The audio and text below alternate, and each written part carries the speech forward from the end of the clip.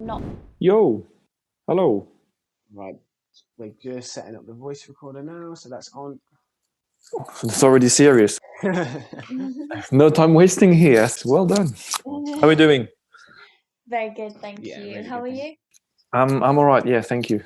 You're the third one to be recorded, and So are they all going to be released like individually then? so I've released one already. You've heard it. We watched that, yeah. Yeah, we saw it. listened. Yeah, good. Do apologize for the appalling English on my side. I didn't notice, honestly. So you haven't listened properly then.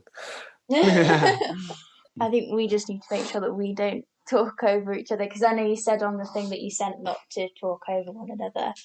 It's tempting sometimes, but it's fine. I like arguments on live radio. It's no problem. Right. Okay. Let's give it a go. Ready? Yeah. 5, 6, 5, 6, 7, 8.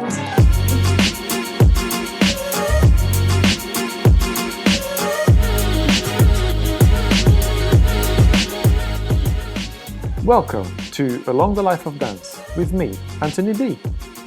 In our third episode, I am with Emily Brown and Scott Wilson, current ballroom competitors in the UK.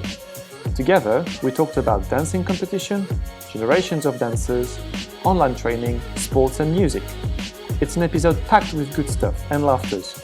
Everything you need to keep doing what you're doing. Thank you once again for listening and enjoy our show. Hey, Emily and Scott, how are you? Very good, thank you. How are you? I'm all fine, thank you very much. Getting ready for Christmas. Same. Yeah. Last bits of rapping. Last bit of wrapping, excellent. Somebody's organized, like here. Right, okay, so for those who don't know you yet, so Emily and Scott, I would like a quick introduction from you guys, if it's okay. Maybe ladies first, yes, and then and then Scott. So just your name and just what you do in terms of dancing at the moment. So I'm Emily, and I'm Scott. yeah, we've both been dancing together since we were 7, and we're ballroom dancers, and we compete nationally and internationally. Right, okay. So you started at 7. How long does it make you dancing roughly? So I'm 18, Em's 19. Actually, you just turned 19. Oh yeah, I just turned 19 yesterday, actually. Happy birthday then. Yeah, so I'm 19 and Emily's 19 also. So I actually started dancing when I was 6. Emily, I believe you were 3. But we started dancing together when we were 7. So it makes it 11 years. It's actually quite unheard of, really, in competitive dancing to stick with one partner for that long, especially right from a young age to almost adults, I would consider. Yeah, three quarters of your life, 11 years, but 3/4 of your life together. Yes, long time, but it's flew by, really. So okay. Where did you start dancing? We both started dancing at our own local dance schools, so we actually don't live that close to each other. We live about an hour from each other. So I started dancing in Kettering, and Scott, you started dancing in Bedworth. Yep. So they're about an hour from each other, and we both competed in solos right from a young age. We actually competed against each other a lot. Should we not talk about that? Oh, please do. Emily would always win, and I would be over the moon with a final, or actually just with a competition where I didn't run off the floor crying because I couldn't stay on time. Okay. Well, behind every man there is a greater woman, they're saying. Very true, but being a boy in dancing, some people might say I get the pick of the litter, so I picked the best girl that I could see. I still actually remember we were at a competition and we'd just finished, and I was driving home with my parents, and I remember Scott's mum running up to our car, and we rolled down the window and she asked for the tryout, and we had it, and then from there we've just danced together ever since. Okay, so you were saying you were dancing solo. So solo, which type of dances was it? So we both started in sequence. We didn't actually do ballroom or Latin from a young age. Right. So we actually only started doing ballroom when we were 14, and we started competing in that. But now, obviously, we only do ballroom. And do you miss the sequence? Personally, for me, I wouldn't say I miss it. Right. I think it was something that I did for a very long time. I've got so many experiences, memories. It's made me the dancer that I am today, mentally, technically. But realistically, now we're just looking forward to the future, not really dwelling on the past, I would say, for me personally anyway. Yeah, I think that to some extent we both do really miss the sort of family side of the sequence. Hmm. So you'd go to a competition, you'd go to a competition every single weekend. You'd have all your best friends there, and it would just be so fun. That's how we'd spend every Sunday. But I feel like it's definitely we're ready to move on now. Actually, I would say it's funny, like looking back at sequence is very much like you have your dance school, you have all the different families there, you take packed lunches, eat it Hmm. mid round, and now like before a round or before the competition, we're thinking about what breakfast we have, like whether we have the right amount of this and the right amount of that, and Right. it's really serious. I think from a young age, like we never pictured the stage that we would be at today. So next level, yeah. Yeah, next 10 levels maybe. Okay. Wow. Okay. So it's nice to hear that. Yeah. So sequence dancing, it's family stuff. But if you want to make friends, don't go to ballroom comp. That's what you're saying, yeah. Not quite, not quite. We have made a couple of friends over the years in ballroom competition. But I think we always look back at sequence, especially initially as we were dancing when we were just children, and we only did it because we loved it. We didn't do it, or as I say, expect it to ever go this far. But I think it's really important to stay in touch with that and remember why we danced. We wanted to please people. We wanted people to clap for us and just to be happy on the floor. Okay. Well, we'll go back later in the interview about what is sequence dancing and what is ballroom. But so just to explain the idea of comp. So you've always been competing, basically. You've never danced socially. You must have, like you said, with the family, probably at the old Christmas party or something. Yeah. But you've always been orientated towards competition training. Is that right? Definitely, yeah. So I did my first competition when I was 5. I still remember it to this day. I remember I didn't have a proper dance dress. I just had like a little party dress on. Mm-hmm. And I remember dancing around the floor and everyone was clapping so loud. And I just remember being really annoyed in my head because I couldn't hear the music. But obviously at that age, you don't Oh, understand about bloody how, fame, like, yes. Okay, and so same thing for you, Scott, yeah? You started competing, not in the party dress, Yeah. of course, but... No, not in a party dress, in my school trousers. But no, I started when I was 6 years old. I fell into dancing. My sister actually competed, so she would have been a young junior at the time. I was 6 years old, and I used to go to the competitions, sit there for like 10 hours, either on my DS during dot to dots or playing cards with my dad. And one day, actually, a gentleman, Tom Baird, a sequence professional, he runs a competition in Manchester. Okay. He picked me out somehow from the audience and said, why don't you come up? And it was the walks and points, which is just 3 walks and a point, and you repeat that all the way around the floor. So I went on and did it after a lot of convincing, and I got a little trophy, which I still have today. Really quite special to me, actually. But similar to Emily, that everyone was going crazy for it, because obviously I was a little kid, I didn't know what I was doing. I probably did 5 walks and a point, and then 4 the next time. But yeah, I remember everyone going crazy, but I just loved the fame. I definitely wasn't annoyed that I couldn't hear the music. Oh, fair enough. I just want to remind for our wiser and more mature listeners that a DS is not only a car; it's also a video game machine. That tells something about generations. Right. So, and just last point, when you mentioned you did solo comp, what you mean is, I guess, you don't dance on your own in the floor. You are dancing with the dance teacher, but you are judged as one. Is that correct? Actually, no. Okay. Completely by ourselves. So I never danced with a teacher at all. I was always by myself. That's why I couldn't stay on time.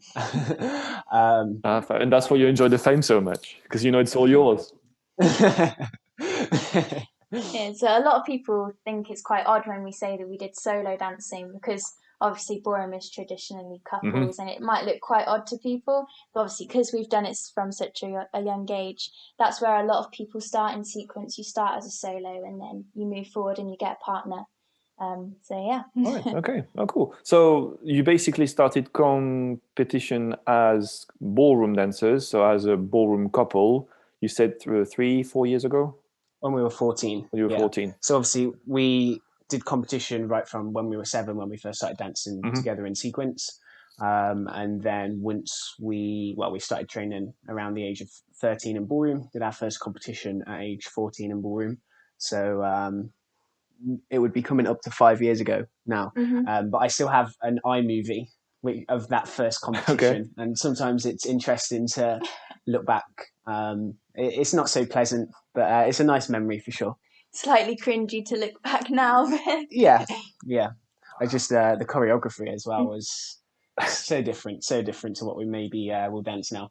Shocking, darling, as somebody would say. No, great. Okay, so out of all your dances there, I'll just we'll finish the introduction with just a quick question there. Which one is the worst dance you've danced then so far? The bits you feel the least comfortable. It's always nice to talk about the nice bit, the nice dances, but I think it reveals more the personality of which one is the least pleasant, for not saying the worst. So for me, I would say that I don't really have a dance that I dislike the most or I find the worst, because it's always changing. Like some practices, we'll have a month where we just can't hack one dance, and we'll be going to our teachers, ripping our hair out. So we just can't hack that dance. And then something will just click, and that will turn into our favourite dance or our best dance.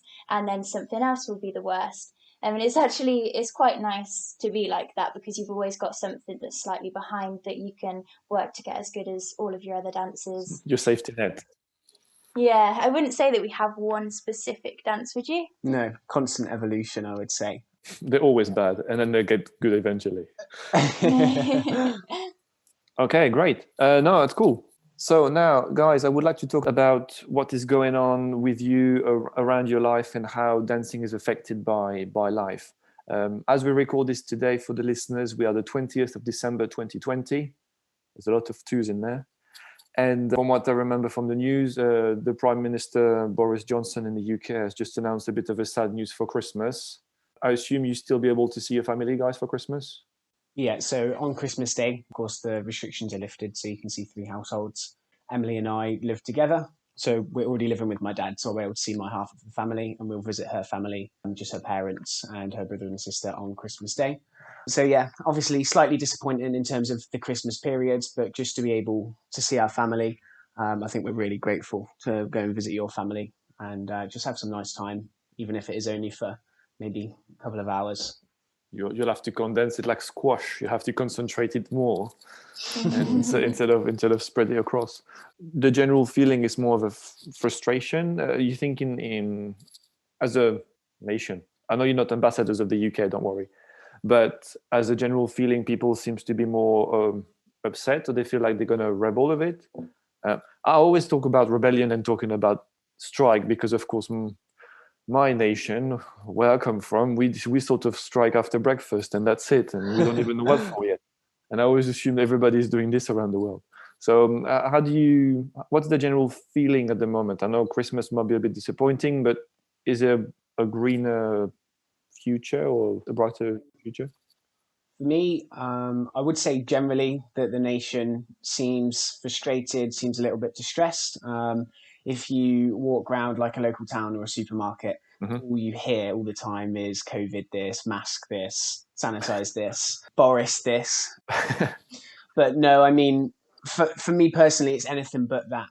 Of course, at times, if maybe I've made plans or we've made plans something for dancing, we've had to cancel lessons, cancel practices and things. So at times it has been frustrating. But really for me, I've tried to have a very optimistic outlook on it. It gave us both a lot of time to sit back and reflect on past experiences, what we want to do with our future. We can talk a little bit about how we've formed an even stronger vision for our dancing. I think the thing that obviously changed initially was that we couldn't have lessons and we couldn't practice. So a lot of the lessons went online, which actually suited Emily and I because we learn and understand through words, through discussion, through thinking. Okay. So realistically, online, you can't obviously feel. Unfortunately, you can't put your arms through a computer screen. You can try, it's not the same. So it was a lot of explanation, a lot of studies, working with our teachers, which worked really well for us. Do you have enough space in your house for practicing, or you had to go in the garden? Yeah, we moved some things out of the way in the house so that we could practice. That was big enough. Yeah, just about. Obviously, not quite studio size, but actually, just recently, I was talking to Emily because we realised how many lectures that we'd actually done during lockdown, and usually maybe you'll go to a couple of lecture days a year across the UK, so you will be with a lot of teachers from the UK, but because no one had any work on, there was a lot of lectures and workshops arranged with international teachers. So Right. we worked with teachers from America, with teachers from Germany that we wouldn't usually get the opportunity to hear from, to hear their perspectives. So the difference in culture, the difference in mindset, the way that they think about things really helped us. We learned a lot. So we really spent the time studying lots of different things. Yeah, I think as it's coming to the end of the year, a lot of people are reflecting and sort of saying how disappointing the year's been, and we couldn't do this and we couldn't do that. And of course, for a lot of people, the year has not been ideal. But I think that we can look at it in such a different way. So, yes, we couldn't do all of this, but because we had more time, we could do so many more Right. things. And I think we've learned to sort of not worry about the things that we can't control and not waste our energy doing that. And I personally feel like I've grown much more in this year than in any other year, because just having that time to be in your own headspace and self-reflect, you can make more thought out decisions, which leads to better outcomes. And I'm actually so grateful for this time more than ever. Yeah. I would say, actually, in terms of our dancing evolution, it's probably the year in which we've made the most progress, Okay. which would be surprising. Oh, wow. Obviously, we're the only ones that have seen it, and a few teachers, but I don't think that you need competitions to judge Your own progress. how your progress and how good you are. You can do that within yourself through your self-reflection. Yeah, so just a quick question. When was the last physical class you've had then with the physical teacher, shall I say? Do you remember? So there was the time between the first lockdown and the second lockdown where lessons all could restart again. So we had some lessons then. So that was about July? Yeah, July, when dance studios opened. It was the end of July, Okay. because it was with gyms, along with Yeah. gyms and stuff. So we had lessons right from then until when The we second lockdown. realistically the second lockdown. Right. And then the virtual teachers, when you did the workshops and lectures, that was just you, or you had more, there was more dancers with it? How crowded were the workshops if there was not just yourself? Some of them, were. I mean, we obviously had some of our own private lessons, so where we were dancing, just an online lesson. So works exactly the same. Teacher watches us dance, teaches us how to dance better. And still shout anyway? Yeah. But workshop-wise, anything from 20 people to actually the biggest one that we did was with Andrea Gigarelli and Sarah. So they're the current professional world champions in ballroom. Amazing dancers. And they had, I think, over 1,000 people on Online. one of Oh, their wow. Zoom lectures Okay. from all across the world. So that was amazing for them, amazing for us to hear from such inspirational people, our champions. But yeah, so crazy numbers all over the place. And do you know if the guys that were attending these workshops were originally they were ballroom dancers, or people seems to be a bit more open to discover new things? Like you said, Emily, earlier, this is a bit of a time. I absolutely agree with you, and I think it was very wise. Don't waste your time. You have to pick your fights, and you can't fight this one, so you have to better move on. But did you realize in these classes, or did you have the opportunity to speak with other students? They were all from the ballroom background and Latin originally, or did you realize they come maybe sequence, or they come from salsa or anything else? To be honest, I'm not actually too sure. I presume that most of them were ballroom. Okay. But I do know that we've discovered ourselves how much that we can actually learn from all different styles of dancing. Because at the end of the day, dancing is beauty or art in motion. So I think that you can draw so much from, even down to contemporary, which of course isn't even a couple's dance. You can look at what what you find appealing from that sort of dancing, and see how you can try and incorporate that into your style of dancing. Have And you I think tried different workshops? Have you tried different styles?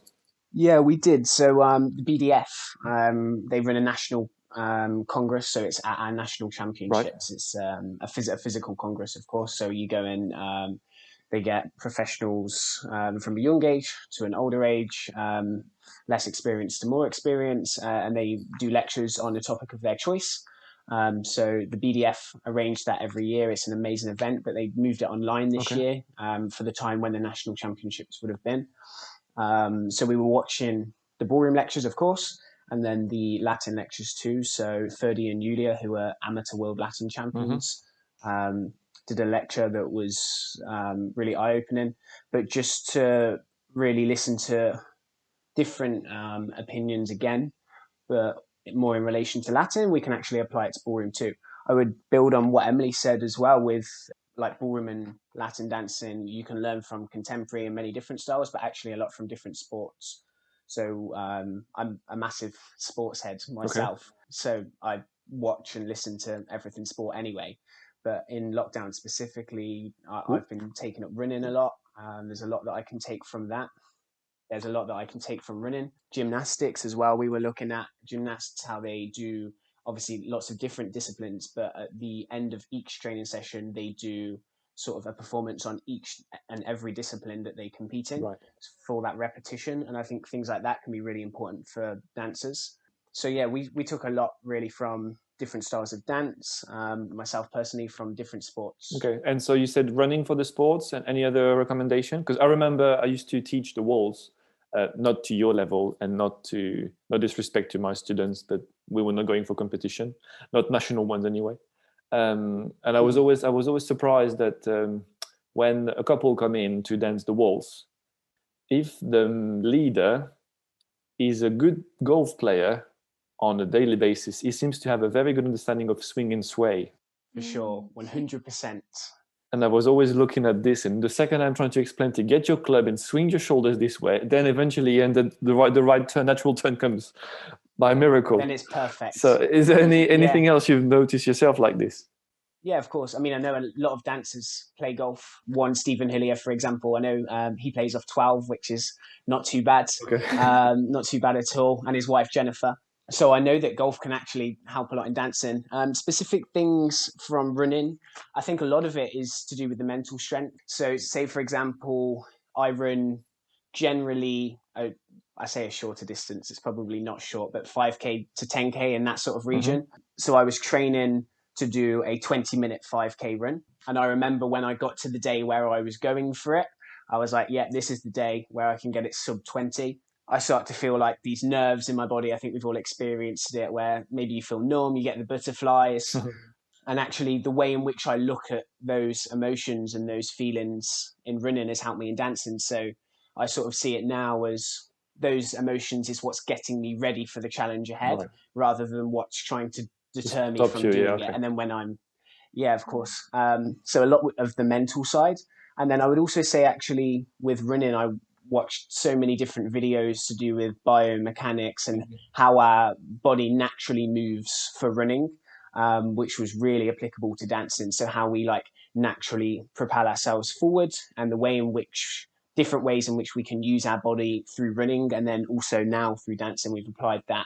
So really studied natural movement. And then we spent actually a long time in the first lockdown looking at natural movement through dance, reading lots of different books and speaking to our teachers about it. Okay.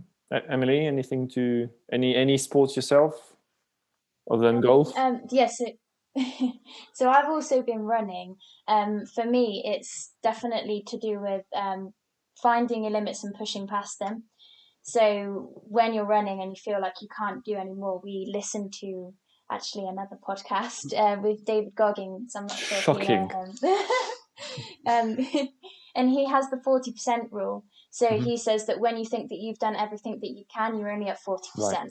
So I like to, at the time, I don't enjoy it, but it's good to get to your limit and then see how much further you can push it. Because, of course, dance is an art, but it's also very much a sport. And it has that physical aspect to it. But then also you can definitely make running very dance specific. So something that I've been trying is to do a final with dancing music, but in running. So I'll listen to a waltz track and do almost intervals. So I'll run hard for the waltz, and then I'll walk for the distance or the time between the waltz and the foxtrot, and then run for the foxtrot. And it sort of just simulates that competition Race in your mind. Yeah. So we're still competing, even though we're not competing. Just trying to keep that going. If you've been competing since a tender age of you could barely walk, and you were already on the dance floor competing. That's going to be in your blood and your DNA. I know. You're living together, as you said earlier. Congratulations. Thank you. I would like to ask just a role play question. You said you've been training with teachers across the world and virtually.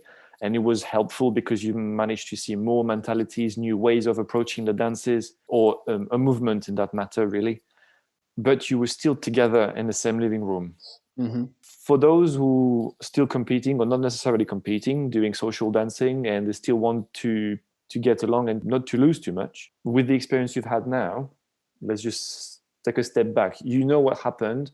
What advice would you give to people that can't live together or want to dance, but they don't live with a dance partner? I would actually, of course, it's going to be difficult. I'll acknowledge that. I know dancers right from juvenile age all the way up to social dances. So there is actually an older lady that lives in the same street as me that goes to social dances. And every single time she sees me passing the house, she runs out and tells me her nightmare that she hasn't been able to social dance at all this year. But in terms of for a competitive dancer, of course, online lectures, even solo, you can do a lot of discussion with your partner. So I know with some junior couples, they would call each other, discuss, say, for example, what fitness they're doing, running, ab workout, whatever it may be, what practice they're doing. So you sort of hold each other accountable. On top of that, I would say it's important, even if you haven't got rooms. Obviously, if you're solo and you've got maybe a small living room or a kitchen to work with, you of course can't dance properly, you can't fully express yourself, but what you can do is look at the different elements within that. So for example, a drive action, swing, rotation, whatever it may be. I don't want to get too technical for those who maybe aren't dancers listening or don't know too much. That's all right. But you can practice many specific exercises for those individual elements. So actually when you come back, and once you've got rid of sort of the cobwebs, you'll notice an improvement in terms of drive action and so on. Okay. So basically what you're saying is maybe keep that time off as personal training to improve your own skills, but don't lose the connection with your partner. Even if you can't touch by dancing, at least connect yourself, a Zoom call or any other devices available in your country, and just keep talking and say, okay, we'll pretend to do a spin turn or a cucaracha, and then 5, 6, 7, go. And we'll still try to make it that way. Yeah, not cucaracha for us though. Oh, well, that's fair enough. We'll come into it in a minute. There is more than 5 dances, I'm sure you know now. Really? No way. I know. That's the revelation of the year. That's the revelation of the year. No, great. Well, thank you, guys. It's such an inspiration, and I'm so glad that you're willing to do this with me. I think it's a very inspiring, because I don't know about you, but for my background, I come from ballroom Latin. I've also done 20 years of rock and roll and tango. So I've been talking to a few different heads, and everybody was always worried about the youngsters. Either they don't know it, they don't understand it, they don't do it the right way. I love the fact that, people, they all still whinge about the youngs because the youngs are still there. If there'd be no youngs, there'd be no whinging. So I think they should be happy about it. Yeah, I think it's about having fun at the end of the day. As long as the kids have fun, that's all that matters. Initially, of course, and then it gets more serious. Yeah, and the kids can be 85 years old, like you said earlier. Yeah, for sure. Age is just a number. Yeah, age is only in the head. Right. So now, guys, I'd like to talk about a bit more about the dances and dancing as the main topic. We've learned that your year has been more positive than negative at the end of it. And I congratulate you for that, because to turn a bad event into a good event, I think requires a good mindset and a positive attitude of anything. So we've been talking about sequence dancing, ballroom dancing, Latin dancing. You are specialized at the moment in ballroom dances, and you said before you were doing sequence. So I'll let you choose whoever wants to talk about it. I would like to explain briefly, if you can, what is sequence dance, and then what is ballroom dancing. Very simple. So there's two types of sequence dancing. First of all, there's a classical sequence and there's modern sequence. Some older listeners might know it as old time dancing, but we try not to use that name anymore. It really demodernizes it. So classical sequence, you may have heard of a two-step, a saunter, that is the waltz. And modern sequence, you have the actual ballroom dances.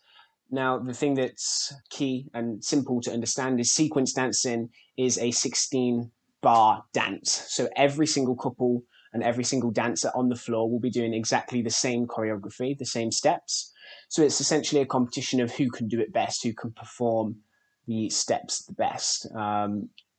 Ballroom dancing has more creative freedom. You get to choose your own choreography.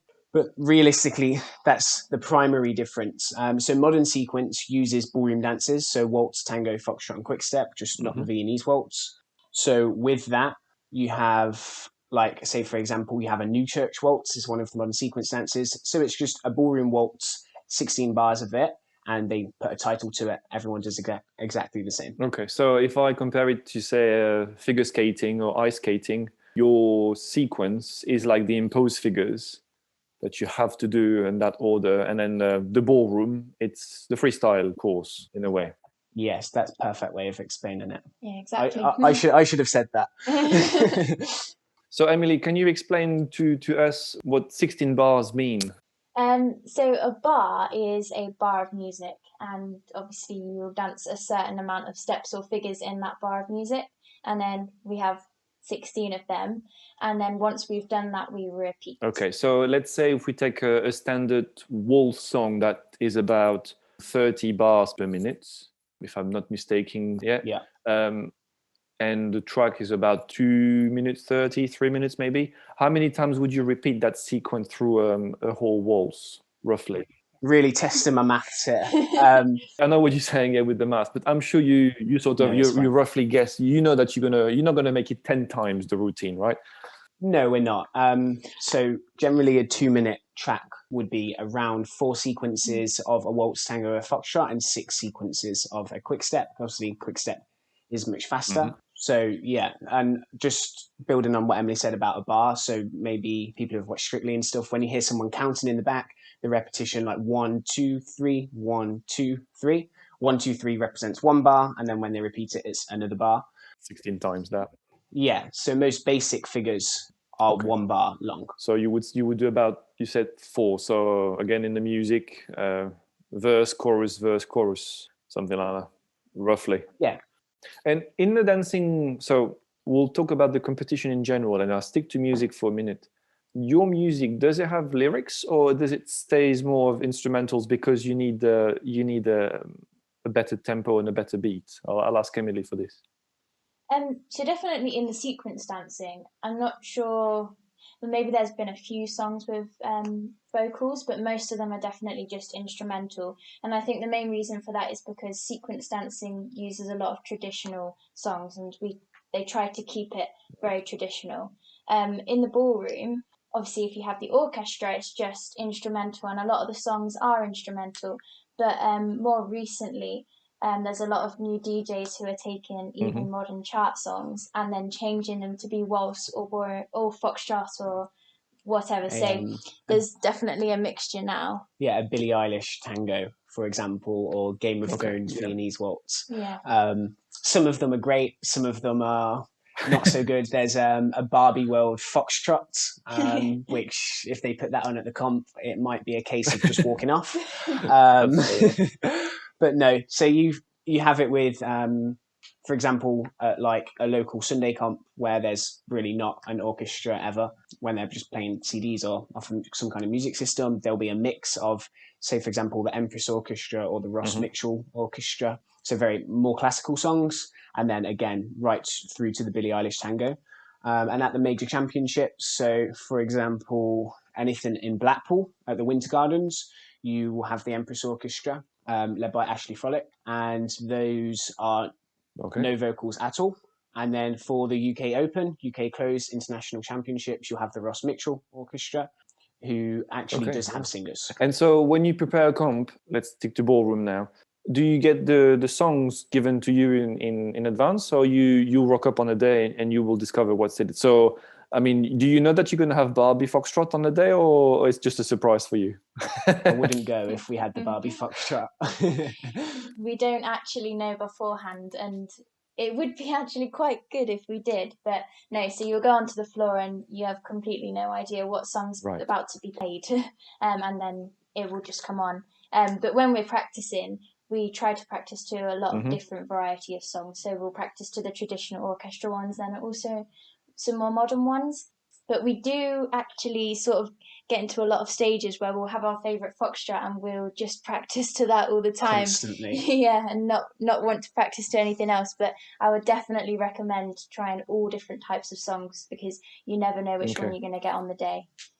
Yeah, I think actually maybe for more of the dancers or musicians perhaps that are listening, so when we dance to the traditional songs, they're all built with the same structure. So you obviously have a bar. So for example, 1, 2, 3, and then you have 8 bars generally, sometimes shorter, sometimes more.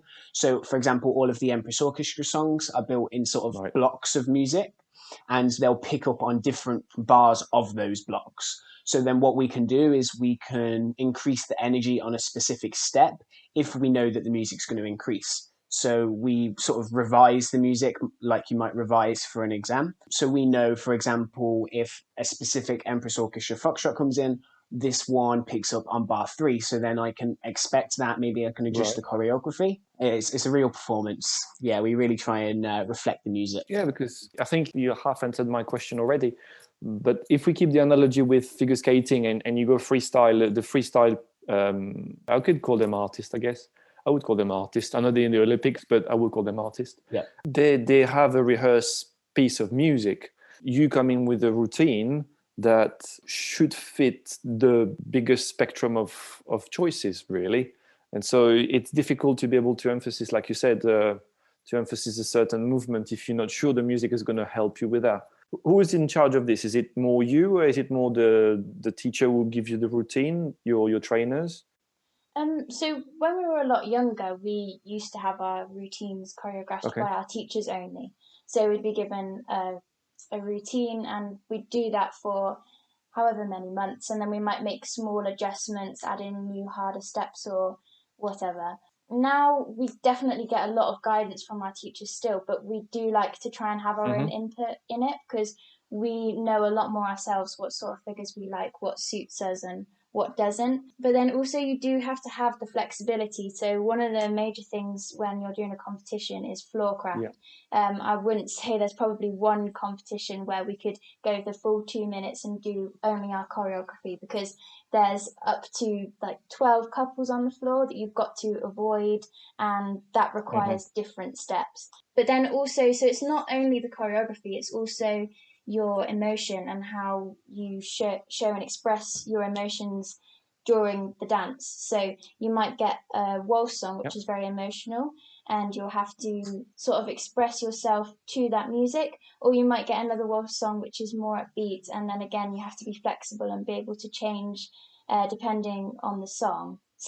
So yeah, that's why I think it's really important that you do practice to as many different sort of songs as you can and practice them different emotions. Okay, so like you said, Scott, earlier, you might have a phrase of 8 bars, and you might want to prepare a routine of 2 or 3 bars clean because you know the alignments, and then you're going to have maybe, if it's 8 bars, it might not be so convenient, but 4, 4 or 2, 2, 2, 2. So you can play with that and you can adjust as you go along.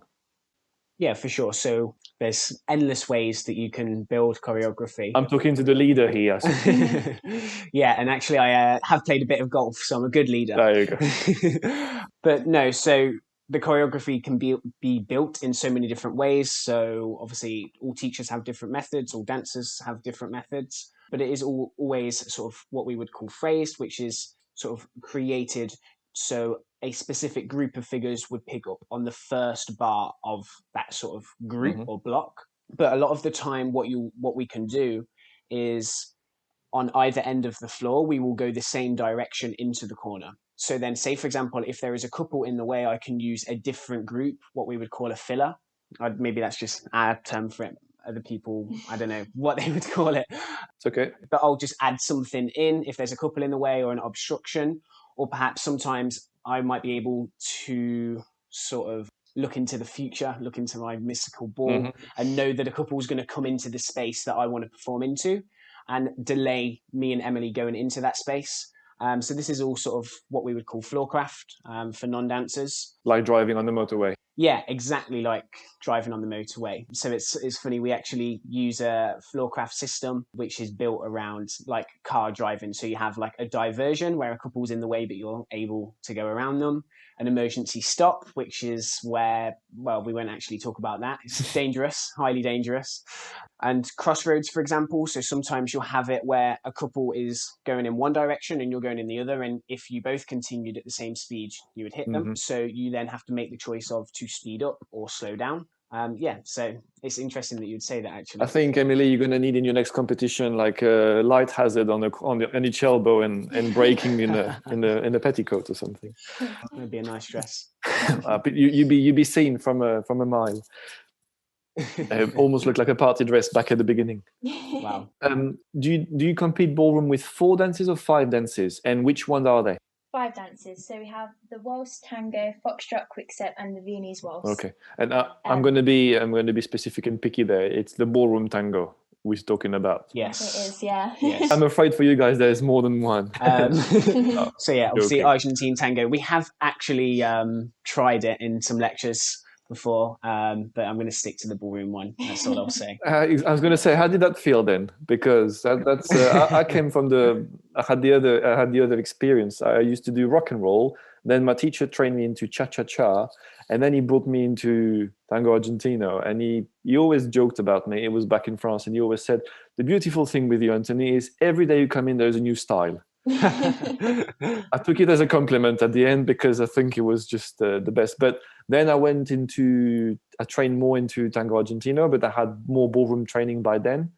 And I went into, I think, a workshop in Latvia, and the tango teacher come there, and she said, I didn't even start it. He just said, "Yeah, you're a ballroom dancer. Chill." And how did you feel about tango? It was very different. You'd be surprised. Well, you might not be surprised, but some people would be surprised how different they are, considering that they've both got the name tango in them. Yeah, we didn't really get on with it that well, to be honest. I think we wanted to have our frame bolted, and Argentine tango is all about being close and intimate, isn't it? So maybe not for us. Yeah, for sure. I think obviously there is sort of characteristics and skills that you can carry between the two. But just watching the Argentine tango, there was a champion of some competition that instructed us. I can't quite remember their names, but no, it was laughable how not good I was. Well, it's an experience. Like you said, I'm sure you've learned something out of it. Ignore or cross from the list, yes. Right, so let's go back to comp for a minute. You've been competing in, like we said, in sequence for many years, and then in ballroom. And from what I remember, what they said in the corridors, you are amateurs national champion in ballroom. Am I right, or am I just making this up? No. So we compete in amateur national. Okay. Not yet the champion. In my heart, you are already. If only you were on the panel. Unfortunately for us, the amateur national champion in Great Britain is also the amateur international champion. So a very, very good dancer. So we're a little bit off that championship yet.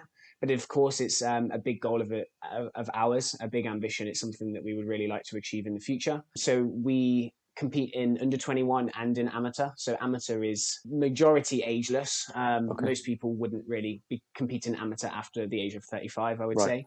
But obviously under 21 is limited to 20 and under. So in that category, we're currently ranked 2nd in the country or in Britain. And then in amateur for nationally, we're in the top 12. Knocking on the door of the final. hopefully, especially when we come back. Yeah, I mean, actually for us, so in the sequence, we won the British Junior Under-16 at the age of 13, so really young. Mhm. So we didn't spend too long knocking on the Right. door. In ballroom, it's much more competitive. There's a lot more dancers and a lot more dancers of a higher standard competing for probably even fewer spots Right.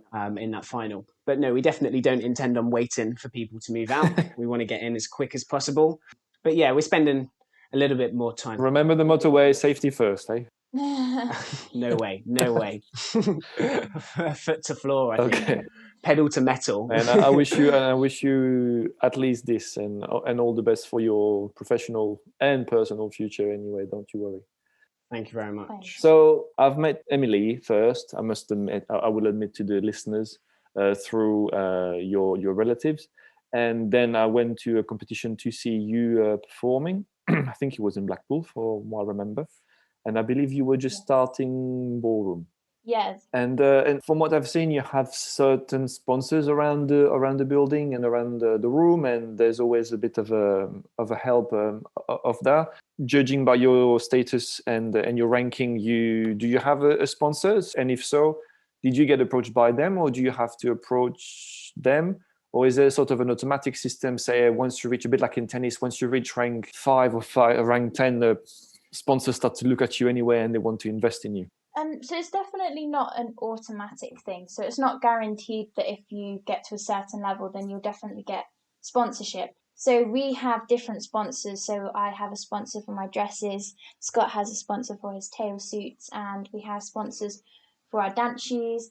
And then we're very lucky to have sponsorship from a local charity who supports young sports people, aged 13 to 30. So all different types of sport and art they support. Okay. Can we maybe name them just to give them a bit of advertisement and help them? So my suits, practice wear, anything that you see me dressed in for a dance competition will be by Pure Class. They're based in Cannock. Emily's wonderful dress company, JF Dance, actually also based in Cannock. They are slight rivals. But nevertheless, they get on through us, I would say. But no, Emily's dress is always mesmerising from JF Dance, like a catwalk, I would say. Shoes is Freed of London. People may have heard of them. It's a very big company based out of London, of course. The clue is in the title, yeah. Yeah, and our sports charity is called the Travers Foundation. So they offer financial support for 18 to 30-year-olds, as Emily mentioned, for like lesson costs, travel expenses, and so on. Yeah, and of course, because they're a charity, so they rely on people's donations to support them. And at the minute, we can't have the usual events, which would bring in a lot of their money. So I think they could use a lot of help at the minute to carry on supporting people.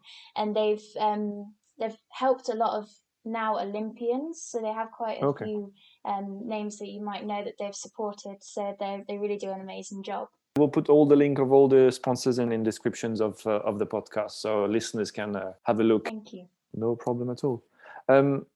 So how did you get approached by them? Did they contacted you on the spot or later on or through your teachers? How does that work? So I think a great way to do it is that what we've always done is we were customers at all of the places that we're sponsored by. So we were loyal customers. I mean, we've been to them for many years. So then I think it's quite a nice thing to happen that you would then get sponsored by a brand that you trust and you're so passionate about. It doesn't work like that for everyone. I mean, some people get approached, some people approach their sponsors, but that's the way that we chose to do it. Yeah, I think it's more personal that way. I've always think it's good. The more local the company is, obviously you want everything to be right. You want everything to be perfect. Of course. But no, it's people that we know. For example, with my suits, Mark and Melanie Plant that run Pure Class. So I've known them for all of my dancing life, pretty much. I think one of my first juvenile outfits after the school trousers was from them. So they've seen me grow into the person that I am today. And it's really nice to really have that relationship, know that you've got someone behind you helping you. And obviously it means that financially we can use our money towards improving ourselves and becoming better dancers. That's great. Okay, excellent. And I know, like you said, well, so we will call it classical sequence and not all time. Thank you very much. It's okay. I've learned something today. And we have modern sequences. The difference between classical and modern is only through a historical time, let's say from the 60s, 50s or something. Then they said it's no longer old time or classical, is becoming modern. Yeah. Yeah. Okay. So, and in the ballroom, did you see also a bit of a classical ballroom and now into more modern ballroom? We were talking about it earlier regarding the music in the competition. Music seems to become a bit more modern, but do you feel that the dances also evolves, and if so, in which way? Yeah, for sure. So if we look back at videos, I'm not sure what the earliest ones we would have seen, but like perhaps Around 1980s, we've watched yeah, it. they're the good quality videos, but we've even seen videos back to 1940, around that sort of Okay. 1950 time, which are immensely interesting. But yeah, of course, the style changes. I would say as dancing, as the years have gone by, dancing has developed to become a lot more dynamic. So just as, for example, runners get faster, so 4 minute mile was believed to be impossible, and now a lot of people can do it, almost someone from maybe every county. But yeah, I would say people get faster, people get stronger, more physical. So the shapes become bigger. There's a lot more energy put into it to a certain extent. It's quite funny, really, because in, say, for example, when our oldest teachers would have competed, they would actually drink in between rounds and competition days. So the men would go to the bar and get a beer. There is no way that I could do that. It would be a car crash. Oh, I miss England so much. Yeah, it would definitely be a car crash. Yeah, so dancing has developed massively, as I say, in terms of dynamics, but then also as well with even suits, dresses. So, for example, I'll speak about suits. Maybe Emily can speak about dresses, but the suits have gradually got tighter fitting over the years. For the good reason. Yeah, according to a lot of people, You can still breathe. yeah, a lot of the older professionals, I think, like it to not be too tight, to look restricting. But generally in England, and definitely for myself, I try and find a balance between it being aesthetically pleasing and also comfortable, so that then I can express myself. I don't know about the dresses for you, Emily, what you've noticed. So when you look back at the old videos, all the traditional ballroom dresses, The puffy shoulders. yeah, what you might expect from like the quintessential ballroom. So big puffy skirts that come out. You kind of go through fashions with the dresses, I suppose. So you had a big change from the big puffy skirts to the really small, long, slim skirts, and now we're sort of somewhere in the middle at the minute. But I would say with how the dancing has changed as well. Historically, obviously, dancing, especially couple dancing, was very social. It's how you met new people. It was all very close and intimate. But then obviously we've got this culture with sport of bigger, better, faster, stronger. And I think that's definitely been reflected in the dancing as it's become more competitive. So we have bigger shapes, we have bigger movement, and the dancing style has definitely followed that. That route. And so I'll finish off with the last competition question, then bring it on to fashion. How much restriction do you have in terms of your outfit? And I'm thinking of cycling when you mentioned earlier, Scott, getting tighter and more aerodynamic almost. Do they check, or do you think fashion can help you? I'll put in brackets there, cheat. Do you have restriction in terms of your outfits? Maybe more for Emily, I would say, than Scott. But I mean, talking about holding posture, I know with a few darts in the back of your jacket, you can make sure that your shoulders will never drop. Yeah, I don't need those darts. But no, I would say as a juvenile that is. So, for example, with a juvenile dress, which is an under 12 dancer, the girls, they can only be sort of a specific, they have to be so long, but not too long. The heels can only be a certain size. As you get older, there's a lot more creative freedom. With suits, I don't believe that there is any restrictions, even with color. I think you don't have to wear black. I know some people would opt for a navy blue or a gray. But I think if I wanted to wear a white suit, I could.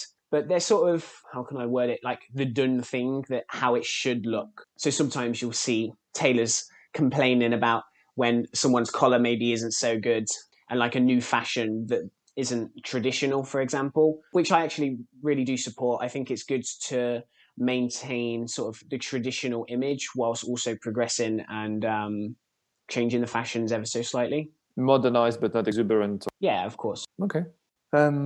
We are coming to an end. because I love speaking with you. It's so inspiring, but I have to stop. Just on the last note, in terms of lifestyle, so Scott, you mentioned earlier with sports already, and Em, you also said you sort of mix your dancing with your training as a fitness training, but more on a day-to-day task, maybe a mindset, maybe a philosophy of life. You've been in a dancing comp and a dancing world since you were born, basically, since you've been standing up, from what I understand. What do you think is different in you than you've seen maybe in your classmates that comes from, you believe, comes from the dancing training? Interesting question. Very good question. I would say, in terms of maybe a philosophy, something that actually I think is really relevant, especially to now. Dancing's taught me is to live in the moment. It sounds very cliche. Some people will be cringing. I don't care. I think when you dance, to be able to express, I mean, obviously for me, dancing is expressing myself to music. To be able to express, you can't be living in the past, you can't be living in the future, you can only be living in the now. And to really be free from any thought, anything that could distract you. And I try and really apply that, even, for example, in running. When I'm tired, stride by stride. Another thing I took up in lockdown was chess. You definitely can't be thinking about anything apart from chess when you're playing chess. So I think living in the moment is really important, especially at the moment. A lot of people are worried about the future, worried about even the now, unfortunately. So to just live in the moment, experience life to the fullest, as we've really spoke about already, is really important for me. Okay.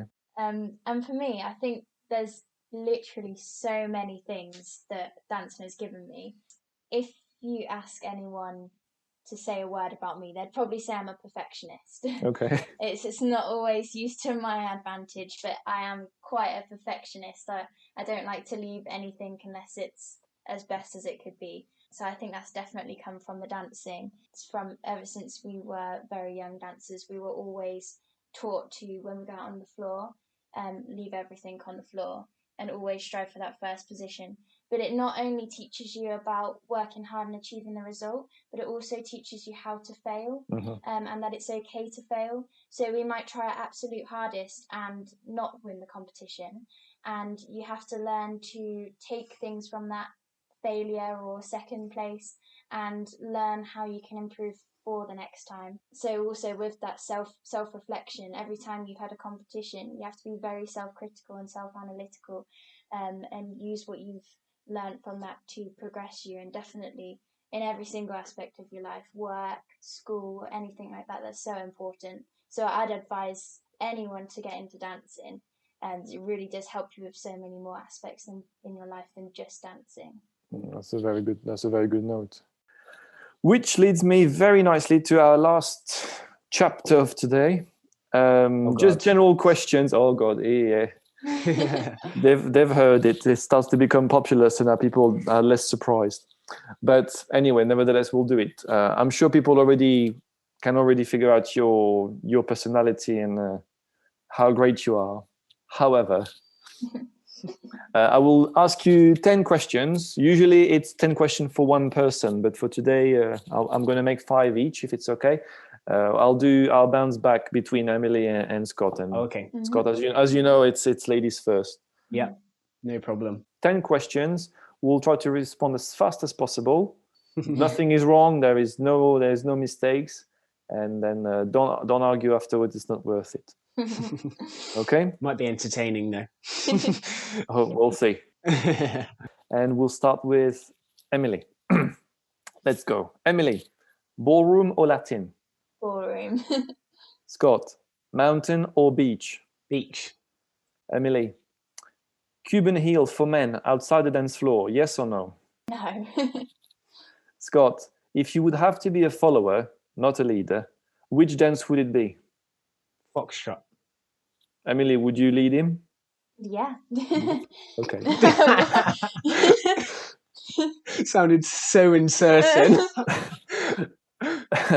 Okay, Scott, Netflix or YouTube? YouTube. Emily, Bojo or Lizzie? Lizzie. Lizzie. Scott, Strictly Come Dancing or Dancing with the Stars? Strictly. Emily, cats or dogs? Dogs. Scott, Ross or Rachel? Ross. And Emily, Ross or Rachel? Haven't watched. I haven't watched it. I haven't. Wow. You should Shocking. not have admitted that in public. We'll edit it out. We'll cut it off. And okay, and for both of you, then the last question: your best day ever? Don't think. Just say it right now. After 3, 1, 2, 3. Picnic on the beach in Portugal. There we go. And that's how you break. That's how you break the microphone, and nothing else. Yeah. That's excellent. Well, thank you very much, guys. It's been an absolute pleasure to have you in this episode. I hope listeners you enjoyed it as well. It's been so inspiring and so nice to listen to you guys. Before we leave, how do we get in touch with you, and how can we follow you? Maybe if you have social media and stuff like that. Yep, so we have a Facebook page, Scott Wilson and Emily Brown. So go ahead, you'll be able to see updates on our journey through there. We both have Instagram. I won't give our titles. You can just find us somehow. Is your homework? Yeah, so you can get in touch with us through Facebook, Instagram. Yeah. And then it's the Travis Foundation. So if you just type that into Google, their website will come up, and I'm pretty sure you can donate from there or something like that. I'm sure you can. Excellent. Guys, it's been lovely to speak to you. Thank you very much. You look after yourself, and our pleasure. I will see you soon. Bye-bye. Thank you. Thank you. Bye.